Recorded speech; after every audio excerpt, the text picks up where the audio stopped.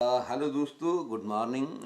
दोस्तों, आज सुबह सुबह जब हमने अपना जो फेसबुक है वो खोला गुड मॉर्निंग बोलने के लिए मित्रों को, तो हमारे राजकुमार नंबरदार जी हैं, उन्होंने एक बहुत ही ज्वलंत और सामायिक विषय उठाया है।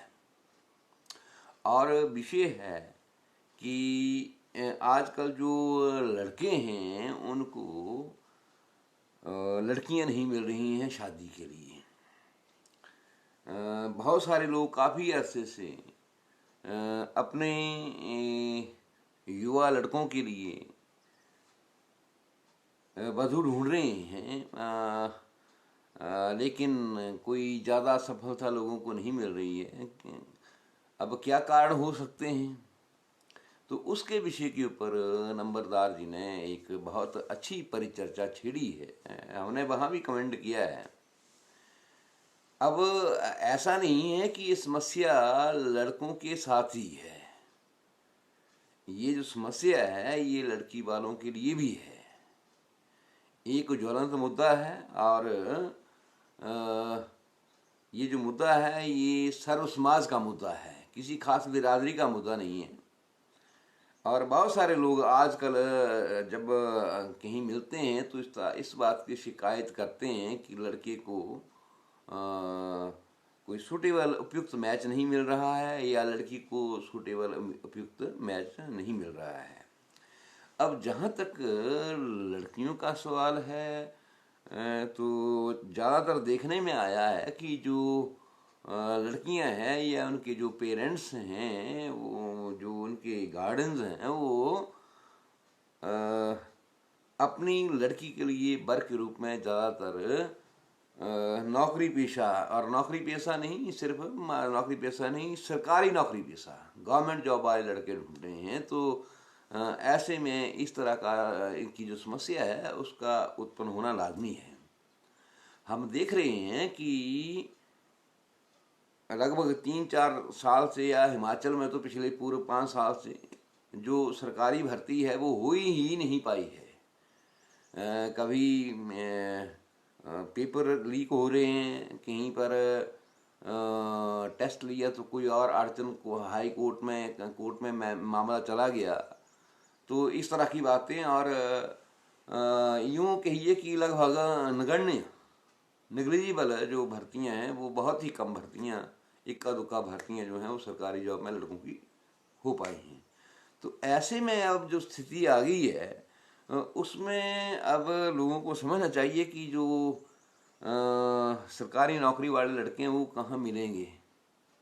कम से कम हिमाचल में तो बहुत कम, खैर दूसरे राज्यों में भी नहीं मिलेंगे, क्योंकि स्थिति तो वहाँ भी सेम ही है। 2-3 साल कोरोना ने खा लिए। यहाँ तक कि जो लड़के थे, अब अगर प्राइवेट जॉब वाले ढूंढे जाएं तो वो भी बहुत कम मिलेंगे, क्योंकि कोरोना पीरियड में बहुत सारे लोगों की नौकरियां छूट गई। बहुत सारे जो लोग थे जो कि मल्टीनेशनल कंपनियों में काम करते थे, अच्छी पोस्टों पे थे, वो आज घर में बैठे हैं। क्योंकि जो कंपनियां हैं उनका भी एक ऐसा नियम है कि अगर आप नौकरी करते हुए 1-2-3 साल घर में बैठ जाते हैं, गैप डाल लेते हैं, तो फिर कंपनियां उनको ऑब्जर्व नहीं करती हैं। या फिर कोई कंपनी मिलेगी तो छोटी मोटी मिलेगी। जो बड़ी एमएनसी या बड़ी कंपनी होगी वो उन बच्चों को प्रेफर नहीं करती है जो नौकरी छोड़ के, किसी भी तरह से, किसी भी भांति नौकरी छोड़ के 2-3 साल के लिए घर बैठ जाते हैं, उनको कंपनी प्रेफर नहीं करती हैं। तो जहाँ तक लड़कों की नौकरियों की बात है, तो लोगों को ये बात भूल जानी चाहिए कि सरकारी नौकरी को तो छोड़ो, जो प्राइवेट नौकरी वाले लड़के हैं वो भी इस वक्त इस स्टेज के ऊपर, इस स्तर के ऊपर कम है।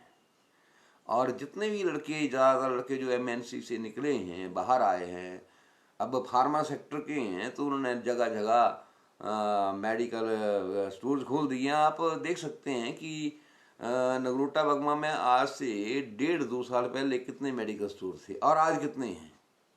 इन 2 सालों में जो मेडिकल स्टोर्स हैं वो लगभग डबल हो गए हैं।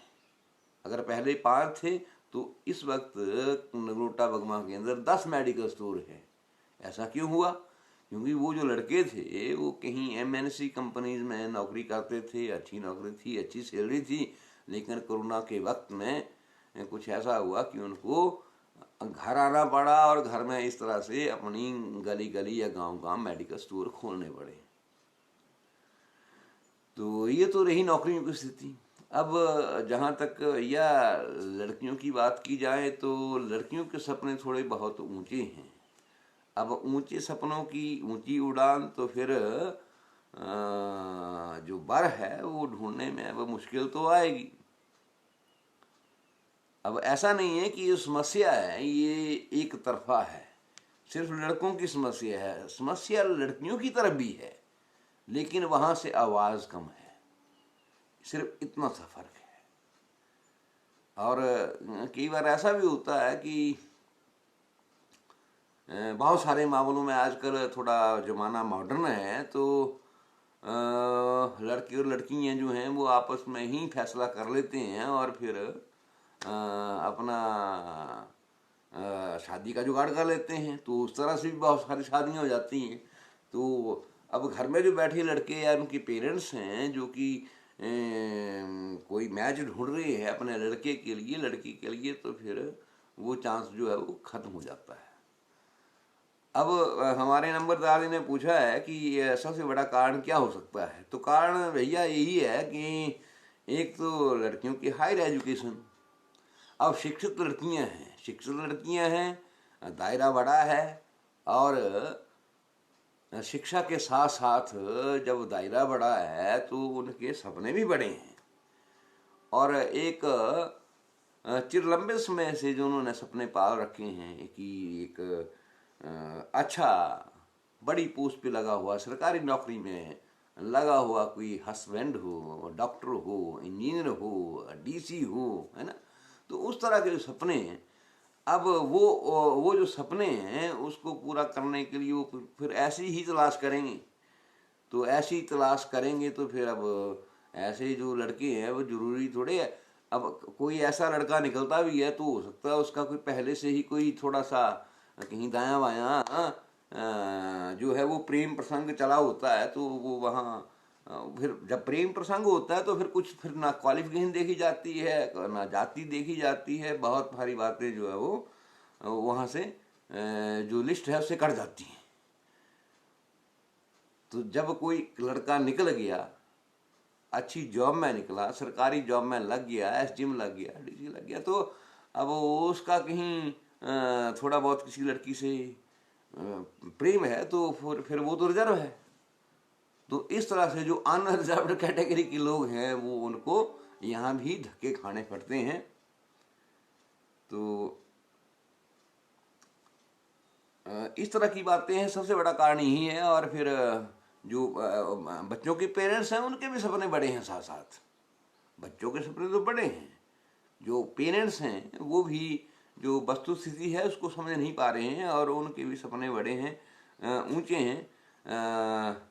बात को समझने के लिए हमें धरातल पर आना होगा, हमें अपने आसपास धरातल के ऊपर ये देखना होगा कि क्या पूर्व के 4-5 साल में सरकारी नौकरियां लगी हैं। अगर नहीं लगी हैं तो फिर सरकारी नौकरी वाले लड़के नहीं मिलेंगे, बड़ी सीधी सी बात है। क्या पूर्व के 4-5 सालों में केंद्रीय सरकार में सरकारी पदों पर कोई बड़ी भर्ती हुई है? नहीं हुई है। तो फिर हम लोग कहाँ घूम रहे हैं, हम लोग क्या ढूंढ रहे हैं? ये बात जो है ये सोचने का विषय है, लड़कों के लिए भी और लड़कियों के लिए ही समान रूप में। तो हमारा तो यही निवेदन रहेगा कि लोग जो हैं वो वस्तु स्थिति को समझें और धरातल पर ही सारी बातों को डिसाइड करें, धरातल पर ही कोई निर्णय लें। अगर ऐसे ही हवा भाई आसमान में उड़ते रहेंगे तो समस्याओं का हल नहीं होगा। तो मैं ज़्यादा ना कहता हूँ, अपनी वाणी को विराम देता हूँ। आप सबको आज का दिन शुभ हो। शुभ रविवार है, बहुत सारे लोग आज सत्संग जाएंगे। तो आज जो है वो हमारे जैसे लोग सत्संग सुने, ताकि ये अच्छे विचारों का प्रतिपादन हो हमारे अंदर। और इस तरह की समस्याओं का समाधान खुद ढूंढिए। अगर कोई समस्या है तो उसका समाधान आपके ही पास है। तो अपनी वाणी को विराम देता हूँ बंधुवर। आपका ये जो वीकेंड है वो बहुत मज़ेदार आनंद में रहे, इसी कामना के साथ। जय हिंद, जय हिमाचल, जय नगरोटा बगमा।